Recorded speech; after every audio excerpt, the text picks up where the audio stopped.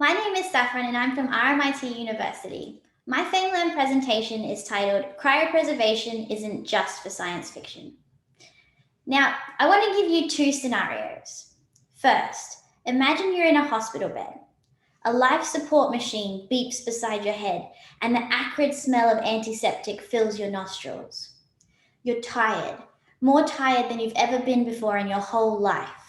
There's a doctor at the end of the bed talking, but you struggle to focus on their words. However, their message is clear. If you don't get a new heart in the next week, you'll die.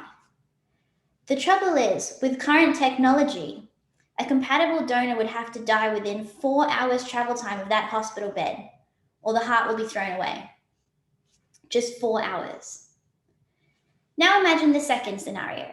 A colonization ship arrives in Alpha Centauri.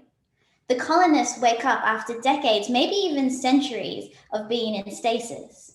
A new planet stretches out before them, lit by the glow of a red dwarf star. Now, what do these two things have in common? Cryopreservation. So cryopreservation is a process of cooling things down to very low temperatures so they can be stored for a long time. Unfortunately, with current methods, cryopreservation is limited to just a very small number of cell types and no organs or people at all, which is why that heart will only have 4 hours to get to you, and why stasis for space travel is purely science fiction. Now, this is because, unfortunately, you can't throw a heart or a person into liquid nitrogen that's minus 196 degrees and expect them to survive. This is largely due to ice crystals. Imagine shards of crystal ice piercing through the cells.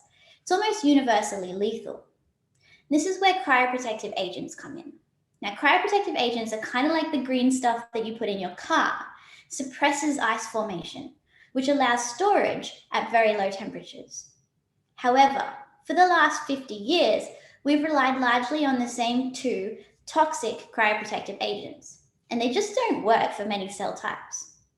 So my research is trying to unlock thousands of potential new cryoprotective agents by looking at such things as ionic liquids, which are salts that are liquid at room temperature, and also sugars or mixtures of sugars.